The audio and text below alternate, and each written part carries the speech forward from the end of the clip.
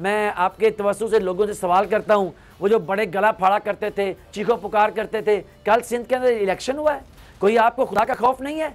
आपने अल्लाह को जान नहीं देनी है? उस पर जब इलेक्शन कमीशन ने एक्शन लिया और चीफ सेक्रेटरी को और आईजी को, डीआईजी को और कमिश्नर और डिप्टी कमिश्नर को टेलीफोन किए तो उनको एक पुरस्कार तरीके से ये हदायत जारी की गई थी कि जनाब आपने चीफ इलेक्शन कमीशन के किसी टेलीफोन को अटेंड नहीं करना।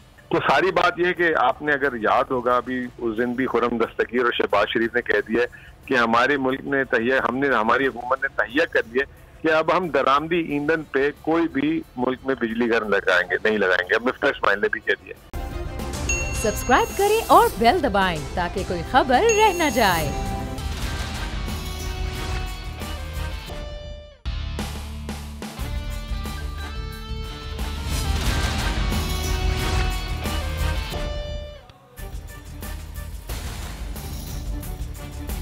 अस्सलामुअलैकुम। Special report with Mudassar Iqbal के साथ हाजिर खिदमत है। नाज़रीन, आज कुछ अहम खबरों के साथ गुज़श्ता रोज़ बड़ा एक अहम दिन भी रहा है पाकिस्तान में इलेक्शन के हवाले से।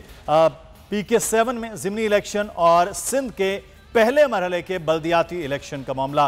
कल साबिक वज़ीर आज़म और चेयरमैन पाकिस्तान तहरीक इंसाफ इमरान खान पहुँचे लाहौर में। 4 वर्कर्स कन्वेंशन 4 उन्होंने किए मुख्तलिफ हलकों के अंदर जहां पर ज़िमनी इलेक्शन होने जा रहा है। आज के प्रोग्राम में इस मुतालिक भी बताएंगे। साथ ही साथ आज जो एक अहम हुक्म दे दिया गया इलेक्शन कमीशन को, वो है लाहौर हाई कोर्ट की जानिब से। इलेक्शन कमीशन को कहा गया है कि नोटिफिकेशन जारी किया जाए वो तमाम 5 मखसूस नशिस्तों पर जो ख़वातीन पाकिस्तान तहरीक इंसाफ की थी, जहाँ पर डिले किया जा रहा था मुसलसल इलेक्शन कमीशन की जानिब से कि नोटिफिकेशन जारी नहीं हो रहे। तो आज वहाँ पर यह बहस हुई वकला के दरमियान और ये कहा गया कि ये तमाम नशिस्तें पाकिस्तान तहरीक इंसाफ की थी, इसलिए इन पर उन्हीं का जो है नोटिफिकेशन वो होना ज़रूरी है। आज इस सूरत हाल पर भी बात होगी। नज़ीर लगारी साहब हमारे साथ मौजूद हैं, उनसे भी इस सूरत हाल पर बात करेंगे। दीगर मेहमान भी होंगे, लेकिन हम इस वक्त बात करेंगे जो सूरत हाल मौजूदा बन रही है कि ज़िमनी इलेक्शन उसकी तैयारी है। ज़िमनी इलेक्शन कुछ हो रहे हैं, बल्दियाती इलेक्शन, और कल के जो बल्दियाती इलेक्शन वो ख़ास से खूनी इलेक्शन हुए हैं और खौफ आ रहा है कि अगला जो मरहला होगा उस पर तहफ़्फ़ुज़ात का भी इज़हार किया गया मुत्तहिदा कौमी मूवमेंट की जानिब से, GDA की जानिब से, ख़ुद पाकिस्तान पीपल्स पार्टी की जानिब से। कुजा के पाकिस्तान पीपल्स पार्टी सबसे ज़्यादा नशिस्तें लेने में भी इस ज़िमनी इलेक्शन में कामयाब हो गए। उस्मान सईद बसरा साहब भी पाकिस्तान तहरीक इंसाफ के रहनुमा, वो हमारे साथ मौजूद हैं। बसरा साहब आपको भी वेलकम करते हैं। लगारी साहब, सिंध के बल्दियाती मामलात के हवाले से आगाज़ करते हैं। ये एक बड़ा अहम मामला है लगारी साहब कि इस वक्त बल्दियाती इलेक्शन का पहला मरहला जो छोटे अजला में, छोटे शहरों में हुआ, हैदराबाद और कराची में होना बाकी है। तो किस तरह से आप समझते हैं कि ये जो सिचुएशन कल हमने देखी है ये तो खासी पेचीदा हो गई। फिर ख़ुद GUIFA के जो रुकन है वो अपना पेपर लेके घूम रहे थे कि मेरा तो वोट ही यहाँ से मुंतकिल कर दिया गया। इलेक्शन कमीशन तो फेल हो रहा है एक छोटा सा बल्दियाती इलेक्शन कराने में, तो आगे जब जनरल इलेक्शन है वो किस तरह से आप देख रहे हैं? इलेक्शन वैसे हमारे यहाँ मजाक ही बनकर रह गए हैं। इलेक्शन एक दफ़ा पीर पगारा ने कहा था कि सबको आज़ादी है, जिस तरह चाहें इलेक्शन जीत ले। तो इस तरह की सूरत हाल जो है वो इलेक्शन में बन जाती है और लोग अपनी मर्ज़ी से जीतने की कोशिश करते हैं और वहाँ से भी जाकर जीतने की कोशिश करते हैं जहाँ पर उनके जीतने के इम्कानात नहीं होते हैं। इम्कानात क्या, दूर दूर भी इम्कानात नहीं होते हैं। लोग ऐसे भी इलेक्शन लड़ रहे होते हैं। कुछ पार्टियां ऐसी भी कि जो मतलब कौमी सतह की पार्टियां हैं, बस एक आध शख्सियत की बुनियाद पर वो पार्टियां हैं और वो पार्टियां भी समझती हैं कि वो भी स्वीप करेंगी। तो ये होती है सूरत हाल। और बाज़ जगहों पर आप देखें कि अपोजिशन की पार्टियों ने भी स्वीप किया बाज़ इलाकों को। आपने JDS का इलेक्शन देखा है, कोट DG का, कोट DG में स्वीप किया है फंक्शनल लीग ने, चूँकि वहाँ पर जो हैं वो नुसरत सहर अब्बासी किसी को मुमकिन ही नहीं है कि कोई उनके इलाके में जाकर जो है वो किसी किस्म के धांधले के बारे में सोच भी सके। लेकिन मिली जुली इस तरह की शिकायतें रही हैं और ये इलेक्शन या आने वाले इलेक्शन जो हैं वो ज़्यादा माहौल की गर्मी के बायस जो माहौल में मौजूद है, ये ख़दशा रहेगा कि इलेक्शन जो हैं वो शायद उनको पुरअमन बनाने के लिए आपको ज़्यादा लॉ इन्फोर्सिंग डिप्लॉयमेंट करनी पड़ेगी इदारों की। और इलेक्शन की जहाँ तक शफाफियत का सवाल है तो मुझे पाकिस्तान के पिछले 50 साल के इंतखाबात में जो है ख़ास तौर पर जनरल ज़िया के बाद होने वाले तमाम इंतखाबात के बारे में मुझे कभी भी ये गुमान नहीं रहा है कि ये सारे इलेक्शन शफाफ हुए हैं। इलेक्शन चोरी होते हैं और चोरी कर लिए जाते हैं और फिर जिसको मर्जी आती है वो दे दिए जाते हैं। ये इलेक्शन जो हैं ये ग्रास रूट लेवल के हैं, इसके अंदर जो है इस तरह की वारदातें नहीं होनी चाहिए। तमाम लोगों को शफाफ तरीके से खेलना चाहिए। यहाँ पर लोगों के मसाइल पर बात होती है, कम अज़ कम रसाई के काबिल होते हैं जब यहाँ पर लोग जो होते हैं आम आदमी। लेकिन लगारी साहब अफसोस ये है कि सबसे ज़्यादा झगड़ा यहाँ पर हमें कल देखने में आया है कि एक ही मोहल्ले में वार्ड, छोटा सा वार्ड होता है, काउंसलर के इलेक्शन है और जिस तरह से लड़ाई झगड़ा हो रहा था वो बहुत खासा खौफनाक है। अगले जनरल इलेक्शन की जानिब अगर ये हीट रही तो खासी मुख्तलिफ होगी। लेकिन साबिक सेक्रेटरी इलेक्शन कमीशन कुंवर दिलशाद साहब ने भी हमें ज्वाइन किया है, उनको भी वेलकम करते हैं। कुंवर साहब बहुत शुक्रिया।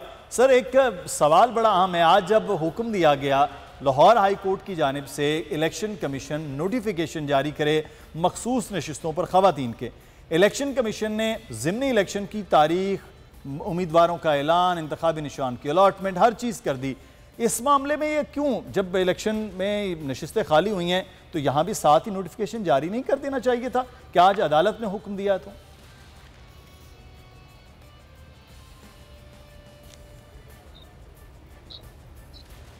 कुंवर साहब आप सुन सकते हैं सर?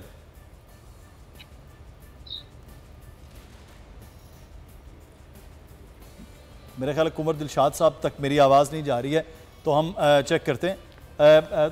बसा साहब, सर ज़िमनी इलेक्शन PK7 अवामी नेशनल पार्टी से तो बहरहाल आपने जीत ली सीट, वो जी 2018 में आपकी थी, 3 महीने के बाद उनको मिल गई, फिर 3.5 साल बाद उनके पास रही, अब दोबारा आपके पास वो नशिस्त जो है वो कामयाबी आप लोगों ने हासिल कर ली है।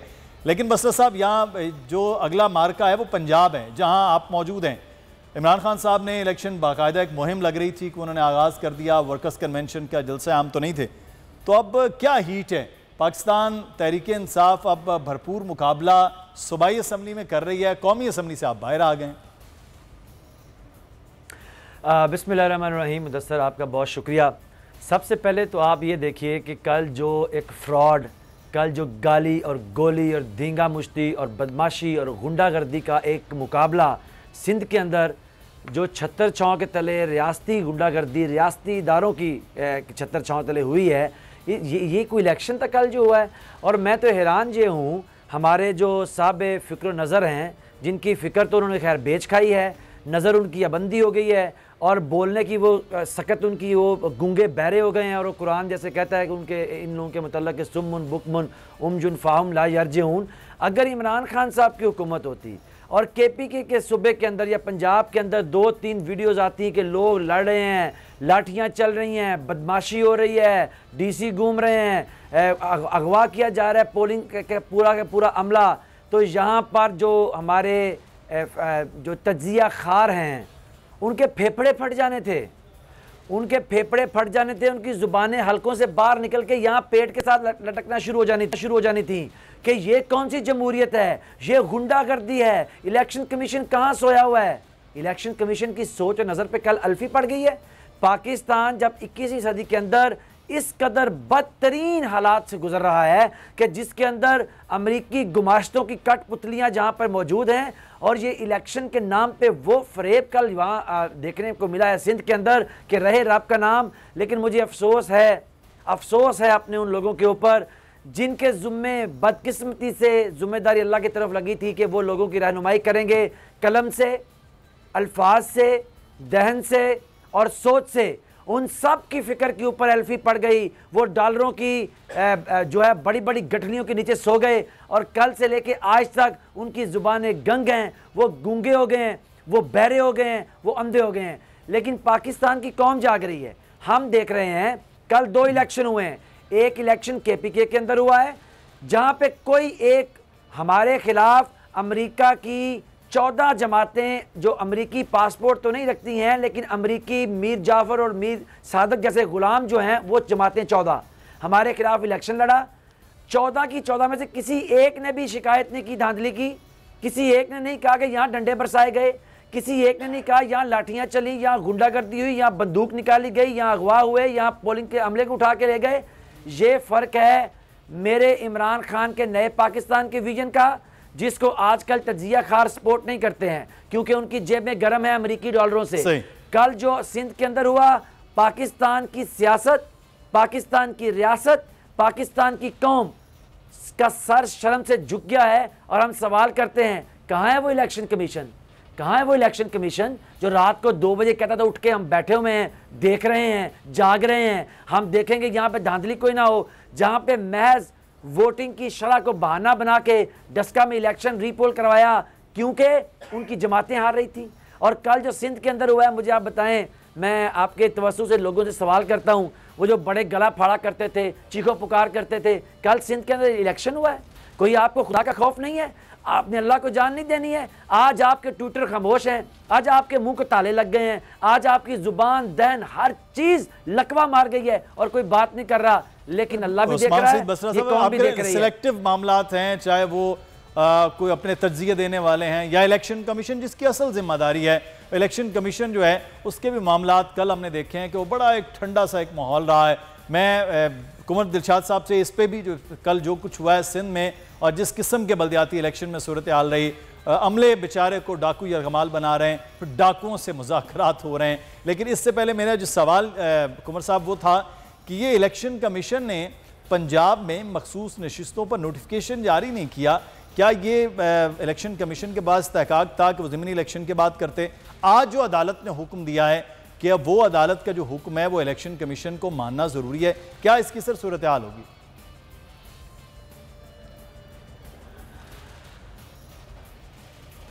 ये सवाल हमसे कर रहा था? जी कुंवर साहब आपसे सर। अच्छा, जरा मैंने दोस्तों की बातें सुनी हैं, तो इसमें मैं बहुत सी बातों से इत्तेफाक करता हूँ कि ज़ाहिर तौर पर जो ये इतना 14 ज़िलों में लोकल गवर्नमेंट के इंतखाब, तो उस पर हमारी सूबाई हुकूमत की लॉ एंड ऑर्डर की सूरत हाल इंतहाई नापसंदीदा, कोताही, गफलत और उन्होंने जिस अंदाज से सिस्टम को चलाया उससे हमें बड़ी तशवीश हासिल हुई। इलेक्शन कमीशन पाकिस्तान के पास तो एक प्रिजाइडिंग ऑफिसर का अमला है, वो भी सूबाई हुकूमत के मिन्नत है। जो आपका इलेक्शन का अमला आता है वो ख्वाह किसी सूबे से हो, वो सूबाई हुकूमत के ज़ेरे असर रहता है। अब इसका कोई हल नहीं निकाला जा सकता कि अभी जो ज़ाहिर मजबूरी है, गरीब लोग हैं ग्रेड 11 से 16 तक 17 तक, और उनकी अपॉइंटमेंट भी हमारे सूबाई असम्बली के या कौमी असम्बली के मेंबरान ने की होती है, उनकी सिफारिश भी की होती है। और जब इस तरह के इंतखाबाती अमल आता है तो उन पर वो असर वसूल डालते हैं, तो वो भी उन्होंने अपनी मुलाजमतें बचानी होती है। लेकिन सबसे बड़ी अहम बात यह कि हमारा जो अमला जो है वो उनके ज़ेर असर है। इख्तियारात बहुत दिए गए हैं, इलेक्शन कमीशन ने आइन और कानून के मुताबिक तो इख्तियारात दिए हुए हैं। अगर कोई आपको दबाव डाले, तरगीब दें, लालच दें या आप पर हमला करे तो आप उसको जेल भेज सकते हैं। एक दिन के लिए उनके पास जुडिशल मजिस्ट्रेट के इख्तियारात हासिल हैं। लेकिन आप हैरान होंगे कि आज तक किसी प्रिजाइडिंग ऑफिसर ने अपने इख्तियारात को इस्तेमाल नहीं किया, और जैसे उनको ऊपर से इशारा मिलता है तो वो टैंपरिंग भी करते हैं और बाकायदा उसमें आपका रिजल्ट भी तब्दील करते हैं। ये सब चीज़ें आपके सामने हैं। तो ये इसका हल तो कोई एक ही हल है जो हम बार बार कहते हैं कि इंडियन इलेक्शन कमीशन जो होता है वो 30 दिन में इंतखाबात होते हैं, हर मरहले में इंतखाबात होते हैं, और दूसरी स्टेट से वाज़न पहुँचते हैं, दूसरी स्टेट से प्रिजाइडिंग ऑफिसर पहुँचते हैं। हमारे यहाँ तो एक दिन का एक वतीरा बनाया हुआ है कि सुबह 8 बजे इलेक्शन शुरू हो जाए, 5 बजे बंद हो जाए, 5:30 बजे काउंटिंग शुरू कर दें और 8 बजे पहले रिजल्ट पेश करते हैं, वरना तो धांधली हो गई। तो ये सारी चीज़ें हमारे सामने, लेकिन आप देखें कितनी लड़ाई झगड़े हुए हैं, फायरिंग हुई है, लाठियों का इस्तेमाल हो रहा है। मुझे तो ये नज़र आ रहा था, है तो वो दादू के इलाके, ये लाड़काने के आसपास के, मुझे तो यूँ नज़र आ रहा है जैसे कि मशरकी पाकिस्तान के होते थे ना मौलाना बादशाही की पार्टी के लोग, तो लाठियाँ वाठियाँ लेकर आ जाते थे जब भी पूरा हंगामा जुलूस होता था। तो मुझे तो शेख मुजीबुर रहमान के हाथ में लग रहे थे, जिस अंदाज से वो लाठियाँ लेके आ रहे हैं, मार रहे हैं।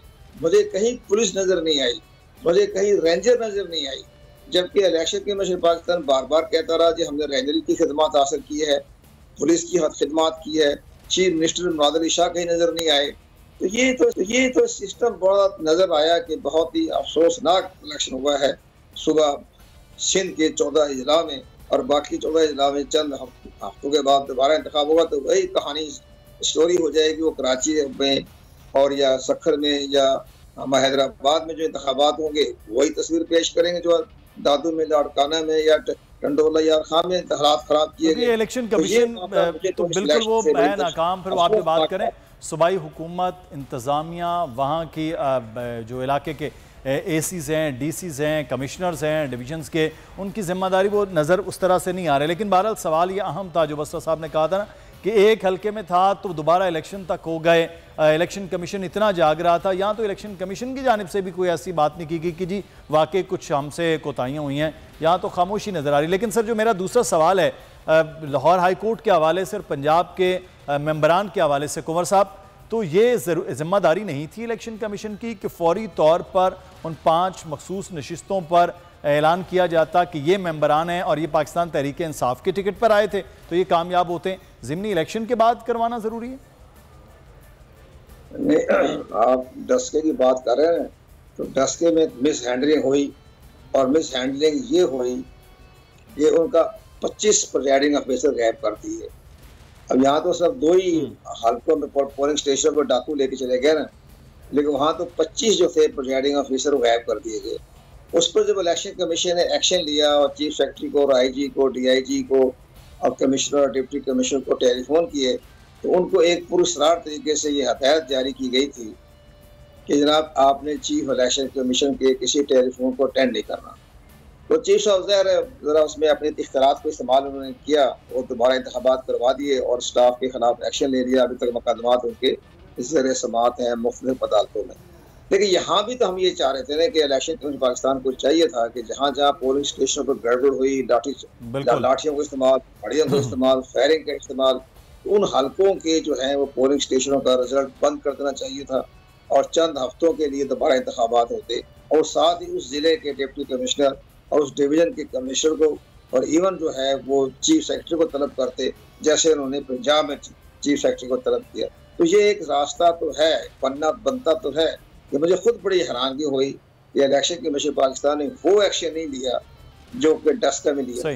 तो मेरी चंद रोज में मुलाकात होने वाली है चीफ साहब से, तो मैं उनसे गुजारिश करूंगा कि आपने जिस तरह डस्का में आपने आपकी ताकत दिखाई, फिट दिखाई। अच्छा मैं कुंवर साहब जो मुझे आगे बढ़ना है, गुजारिश तो करनी है। जी मैं आगे बढ़ना है सर। मैं वो पंजाब असम्बली के हवाले से जो मेरा सवाल था उसका मैं चाहूँगा आप ज़रूर जवाब दें टेक्निकली। बहरहाल अफसोस की बात यह अब आपके पंजाब में भी अब 17 जिलों में 20 हल्कों में इंतखाबात हो रहे हैं 17 जुलाई को, तो वहाँ भी फ्री फाल हो जाएगा अच्छी तरह जैसे सिंध में हुआ है।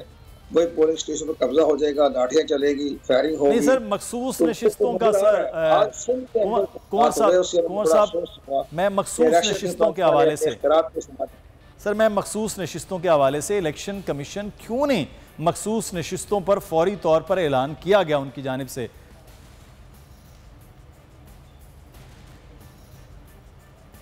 आप सवाल मुझसे कर रहे हैं? जी कुंवर साहब आपसे मैं फिर अब आपकी चंद बातें और भी जैसे कि हालात पैदा हो रहे हैं। अब बाकी 14 इजला में दोबारा भी चंद हफ्तों बाद दूसरे जो बाकी बकाया जिले हैं वहाँ इंतखाबात होने हैं, कराची में होना है, हैदराबाद में होना है, सकर वगैरह में होना है। तो ये सारी चीजें अब इलेक्शन कमीशन को असरनो गौर करना चाहिए, चीफ सेक्रेटरी को तलब करना चाहिए, आईजी को तलब करना चाहिए। ठीक रेंजर मैं लगारी साहब की जानिब, कुंवर साहब हमारे साथ रहेगा, लगारी साहब की जानिब बढ़ते हैं। लगारी साहब सर ऐसे तो मेरे पास भी 2-4 बंदे अच्छे तगड़े हों तो सर आप मेरे चेयरमैन हो तो मैं भी इलेक्शन जो है वो ज़िला कौंसिल का, तहसील कौंसिल का वो जीत लूँगा। आप बस इलेक्शन लड़ें सर। ये तो ज़बरदस्ती की इलेक्शन जो तरीक़ाकार है, इलेक्शन कमीशन एक तरफ बहुत एक्टिव है, दूसरी तरफ बिल्कुल सोया हुआ है। क्या वजह है? पाकिस्तान में इलेक्शन मैनेज होने की तारीख बदल नहीं सकती है, इसका मतलब? मेरे ख्याल में हम इलेक्शन कमीशन पर चढ़ दौड़े हैं, हमें वो भी देखने चाहिए कि माजी में क्या होता रहा है। इलेक्शन जब कह दिया गया था कि हम फलां पार्टी को आने देंगे, फलां पार्टी को नहीं आने देंगे, ऐलान कहा गया और वैसे ही किया गया। एक पार्टी को आने दिया गया, एक पार्टी को रोक दिया गया। फिर उसके बाद ऐसा क्या हुआ कि एक पार्टी जो पूरी थम्बिंग मेजॉरिटी लेकर आती है अगले इलेक्शन में उसको 11 सीटें मिलती हैं। एक पार्टी जो है वो पहले जीती हुई पार्टी है, फिर उसको 18 सीटें मिलती हैं। भाई इलेक्शन मैनेज होते हैं, आरटीएस मशीनें बैठ जाती हैं इसका मतलब और सो जाती हैं, मशीनें सो जाती हैं। सब अभी भी फिर इसका मतलब बल्दियाती इलेक्शन में छूट दी गई है, निकाल दिया जाता है। ऐसा होता रहा है, एजेंटों को निकाल देगा, जाओ भाई कोई रिजल्ट नहीं है, जाओ घरों को चले जाओ।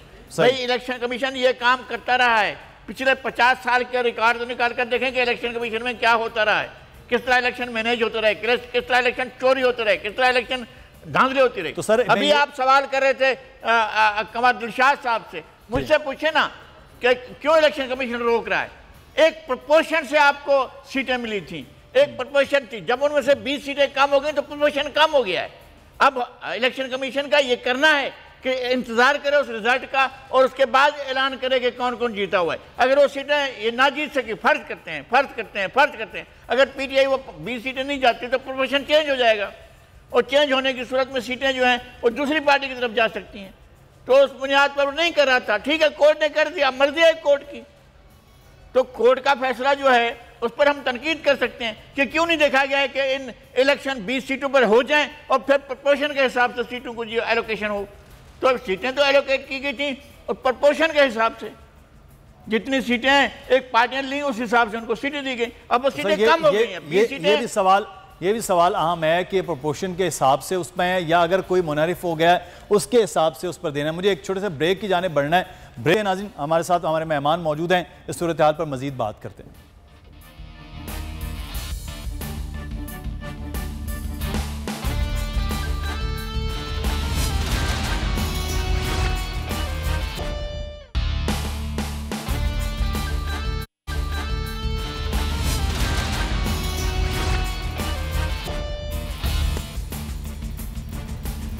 ब्रेक के बाद प्रोग्राम में आपको खुशामदीद कहते हैं। मामला यह है कि इस वक्त जो ज़िमनी इलेक्शन का एक पूरा मरहला शुरू होने जा रहा है वो भी तयन करेगा आम इंतखाबात में किस तरह से। एक तो हुकूमत के लिए मुश्किलात हैं कि महंगाई, और दूसरी जानिब इस वक्त लोड शेडिंग का अजाब है।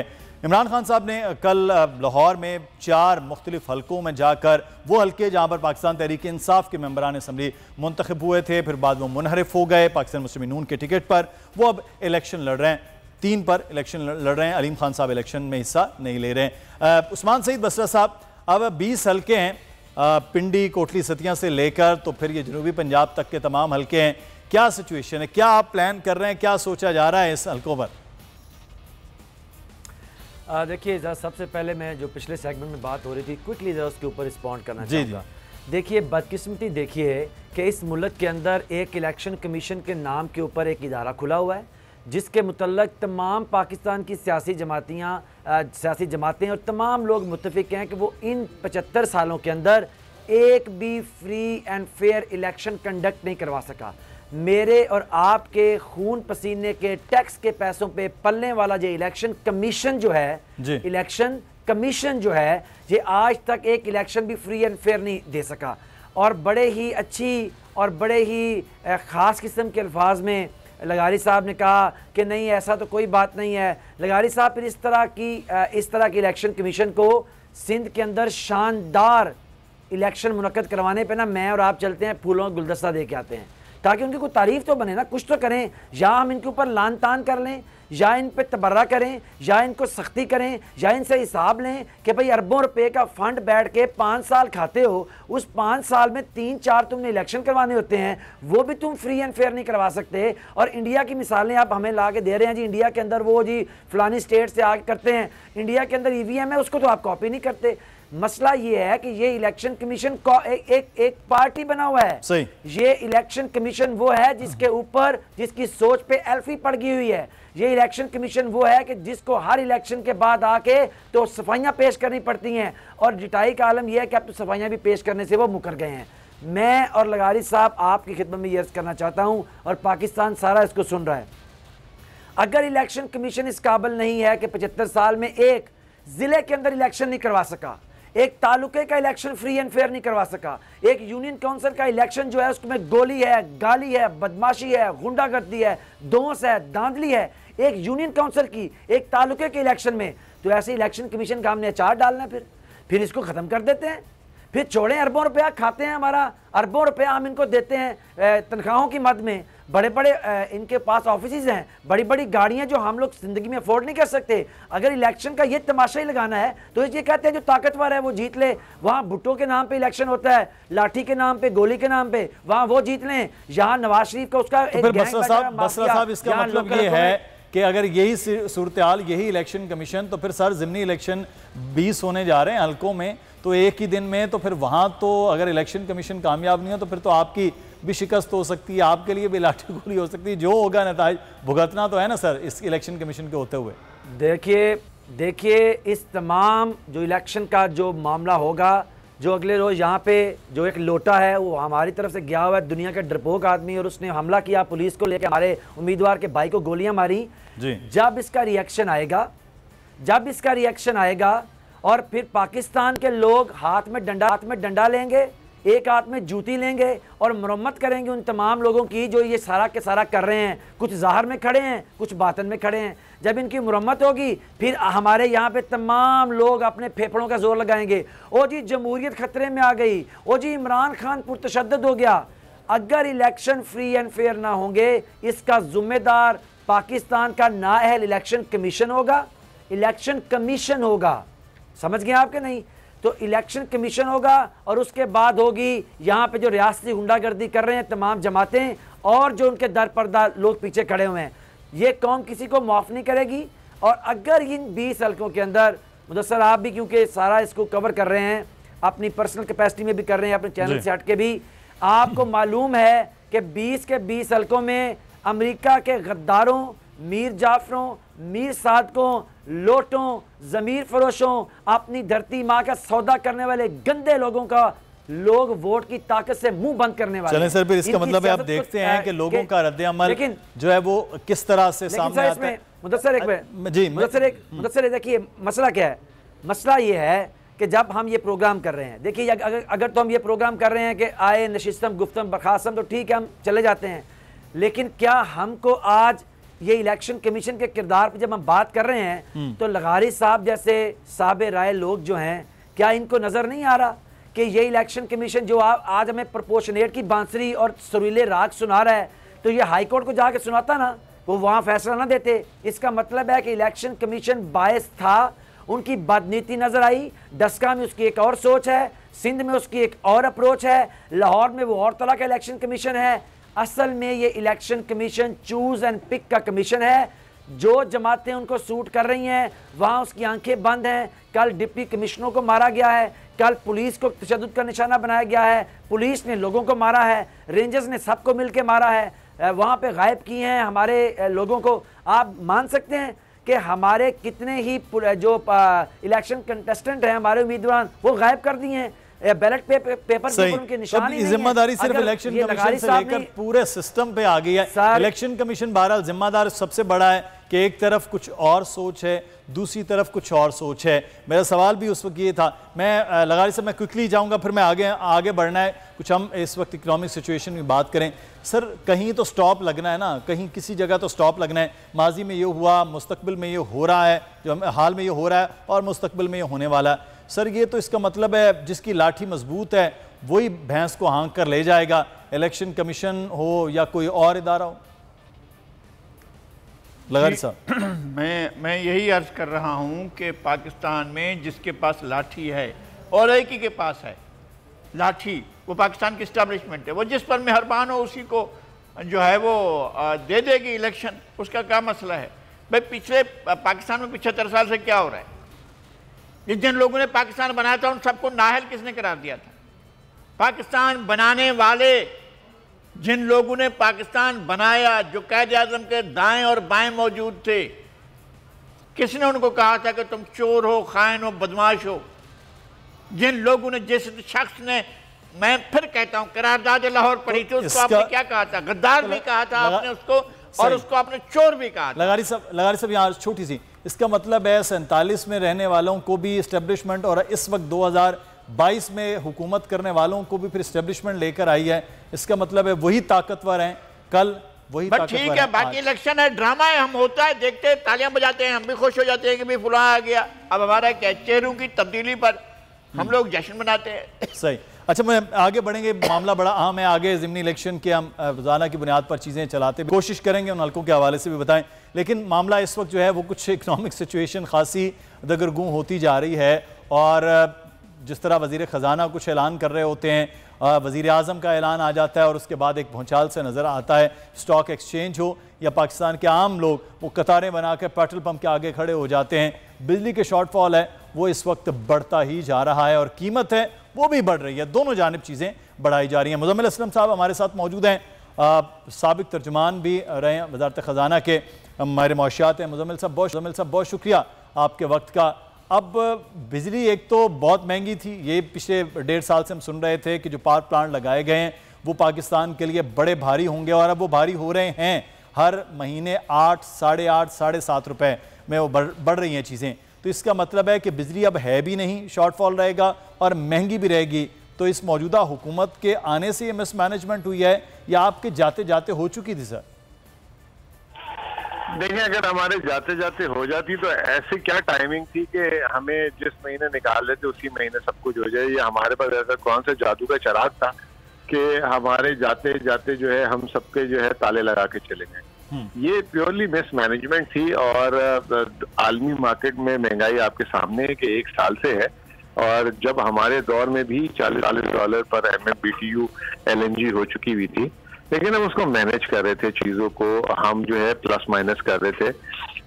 इन्होंने जो है पहले तो आते ही आपको पता है शहबाज शरीफ ने नारा लगा दिया पाकिस्तान स्पीड का, और वो स्पीड में इन्होंने ना कहा कि जी लोड शेडिंग खत्म करने के लिए पूरी दुनिया से जहां से भी जो है ना कोयला मिलता है, जिस रेट पे मिलता है, आंखें बंद करके मंगा लो, LNG मंगा लो, डीजल मंगा लो। वो उन्होंने मंगाया, पहले तो वो जो है 1 महीना मंगा के देख लिया। अब जुलाई के महीने में ठंडे पड़ गए, और जुलाई में जो है अब वो कह रहे हैं कि बहुत महंगा है, तो आप कह रहे हैं कि बिजली की लोड शेडिंग और सर्दियों में गैस शेडिंग से जो है गुजारा करना पड़ेगा। तो ये वही लोग हैं जो उससे 2 महीने पहले हमारी हुकूमत खत्म होने से कहते थे कि 16 रुपए यूनिट बिजली बेच रहे हैं, हम आएंगे 12 रुपए यूनिट बेचेंगे, क्योंकि हमने ही प्लांट लगाए, हमें पता है कि किस तरीके से इसका ईंधन खरीदा जाता है। और बजाय 16 से 12 करने के इन्होंने 16 से 24 रुपए कर दिया, और 8-8 रुपए फ्यूल एडजस्टमेंट अलग दे रहे हैं। यानी कि आज एक सारिफ जो है 40 से 45 रुपए फी यूनिट बिजली का दे रहा है, जो हमारे दौर में 24-25 रुपए दे रहा था। तो सारी बात यह कि आपने अगर याद होगा, अभी उस दिन भी खुर्रम दस्तगीर और शहबाज शरीफ ने कह दिया कि हमारे मुल्क ने हमारी हुकूमत ने तहिया कर दिया कि अब हम दरामदी ईंधन पे कोई भी मुल्क में बिजली घर नहीं लगाएंगे। अब मिफ्ता इस्माइल ने भी कह दिया। तो ये शुक्र अल्हम्दुलिल्लाह ये इनके हाथों से ही ये फीता कटा है, क्योंकि ये तो हमें ताने देते थे इस चीज का, और अब इनको ख्याल आ गया इस चीज का कि ये हाल कहते हैं कितना खतरनाक खेल खेला था इन्होंने अपने इलेक्शंस जीतने के लिए 2018 में, कि जी हम बस किसी भी तरीके से मुल्क में बिजली पहुंचा दें, बाकी कौम देती रहेगी पैसे।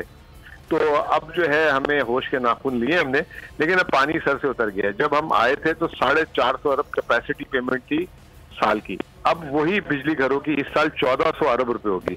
तो आप मुझे बताएं कि बिजली भी नहीं पैदा होगी, ईंधन भी नहीं होगा, और जेब से 1400 मुज़म्मिल साहब ये आप सारी बहुत खौफनाक बातें बता रहे हैं। इसका मतलब ये है कि अगला 3 महीने वो लोड शेडिंग बिजली की, और उसके बाद सर्दियों का आगाज हो जाएगा, तो फिर गैस और बिजली प्लस लोड शेडिंग इसका मतलब होगी। तो कोई चीज अगले 6 माह में बेहतर नहीं नजर आ रही? नहीं, अभी तो फिलहाल कुछ बेहतर नजर नहीं आ रहा। बैंकों के पास पैसे नहीं है देने के लिए, दरामद करने के लिए। इन्होंने दरामद पे पाबंदी भी लगा दी। अब सुना है कि वो जो शहबाज शरीफ साहब ने कहा था कि साल का $100 बचाएंगे, उसमें कोई बचत नहीं हो रही, तो उसको भी अब रिव्यू करने जा रहे हैं। अब सारे का सारा जो है दारो मदार जो है चीन की रकम पे था, वो भी आज आ गई, और कुछ खातिर ख्वाह फर्क नहीं पड़ा।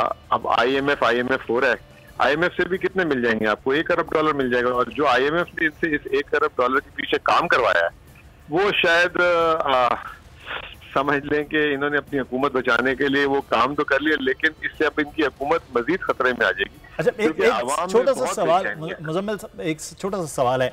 आप अप्रैल में आप लोग भी ये मुज़ाकरात करने जा रहे थे, तो क्या अप्रैल से लेकर जून के 30 तक क्या आप 83 रुपए पेट्रोल ना बढ़ाते तो कैसे चलाते मुल्क? अगर आप डीजल 120 तक ना ले जाते और बिजली के और लेवी टैक्स ना लगाते, तो आप ये कैसे चलाते? वो क्या आपके पास कोई मैकेनिज्म था? वो करें कि आप ही करके गए हैं जिसका खमियाजा नून लीग कहती है हम भुगत रहे हैं? मुझे एक बात बताएं कि अगर आपकी जेब में 10,000 रुपए हो और आपने उसमें से 200 या 300 रुपए का जो है इजाफी खर्च आ जाए, तो जेब में 10,000 हो तो आप 200-300 रुपए तो फालतू मैनेज कर सकते हैं ना। तो पाकिस्तान का जो बजट है सालाना 10,000 अरब है और 200 अरब रुपए का मामला था सिर्फ इस साल। अभी ये जो बजट ऐलान हुआ है, जो इस महीने में तीसरा बजट ऐलान हो गया है, इसमें जो है पिछले साल के मुकाबले में सूबों को आप 700 अरब रुपए इजाफी देंगे। जी हाँ। तो आप ही की कराई हुई 18वीं तरमीम थी, NFC था, आप सूबों को कहते हैं भाई पिछले साल हमने आपको 3200 अरब देने, साल 4100 अरब देने जा रहे हैं, आप लोग थोड़ा हम करते हैं और खसारे को भी कम करते हैं, आवाम पे भी बोझ नहीं डालने देते। ये सूबे जो है नीचे ATM मशीनें बनी हुई और वफाक टैक्स जमा करता है और नीचे जो है वो सारा ट्रांसफर हो जाता है और उसको बेधड़क इस्तेमाल किया जाता है तो सियासी फायदों के लिए और तमाम चीजों के लिए। तो ये तो हमें अब खुद रिव्यू करना पड़ेगा। बिल्कुल सही। चीजें और ये जो अब ये 3.5 साल तो आपका मामला हो, लेकिन अगला जो 1 साल 1 महीना रह गया है वो किस तरह से गुजरेगा, ये एक पॉइंट है। बहुत शुक्रिया मुज़म्मिल असलम साहब, हमारे साथ मुआशियात है उस्मान सईद बसरा साहब। अब मसला ये है कि क्या आप लोगों को ये फ़ायदा देगी जो बकौल हुकूमत के आप ही का किया हुआ है इस इलेक्शन में, जो ज़िमनी इलेक्शन होने जा रहा है, महंगाई, ये चीज़ें, ये तो आप कैश करेंगे कि आवाम के लिए मुश्किलात हैं और इसी वजह से ये हुकूमत जो है वो ज़िम्मेदार है। अच्छा, मैं तो मुदस्सर हैरान हूँ कि आप अभी भी कहते हैं मुल्क की मुआशियात, इकॉनमी। क्या आप समझते हैं कि इस मुल्क की अभी कोई इकॉनमी बाकी बची है? जिस मुल्क के अंदर जो करंट अकाउंट डेफिसिट है वो 47 अरब अमरीकी डॉलर पे पहुंच गया है, आप उसके इस घन चक्कर को अभी भी मुआशियात का नाम दे रहे हैं। जिस मुल्क के अंदर जो पेट्रोल है, जिस मुल्क के अंदर डीजल है, आम आदमी की पहुंच से बाहर चला गया है, जिस मुल्क के कैंडीलैंड वजीर जो ख़जाना है उसने पाकिस्तान की सारी मुआशियत IMF के आगे गिरवी रख दी है, अभी भी आप समझते हैं कि उस मुल्क की जो भी ये एक है इसको मुआशियात कहते हैं? आप देखिए कि बदकिस्मती ये है कि इस मुल्क के अंदर जो एक बिजली का यूनिट है कमोबेश 50 रुपए का, भी मुजम्मल आपको बता गए हैं, 50 रुपए का यूनिट यहाँ पे बिजली का दिया जा रहा है। ये मुल्क की मुआशियत है? किसान के पास मैं क्योंकि हम लोग किसान हैं, आप यकीन करिए DAP की खाद की एक बोरी 13,900 रुपए में भी नहीं मिल रही। आपको मालूम नहीं कि इसके साथ मैं आपके बात को एग्री कर सकता हूँ। यूरिया और DAP की जो सूरत हाल उस्मान है वो बड़ा खासा इस वक्त जो है किसान के लिए मुश्किल हो रही। लगारी साहब का शुक्रिया अदा करते हैं। उस्मान आपको भी बहुत शुक्रिया। मुदस्सर इकबाल को प्रोग्राम से इजाज़त दीजिए, अपना ख्याल रखिएगा। अब देखते हैं कि हुकूमत किस तरह से इस मामले को काबू पाएगी, क्योंकि जिम्मेदारी हुकूमत की है। अल्लाह हाफ़िज़।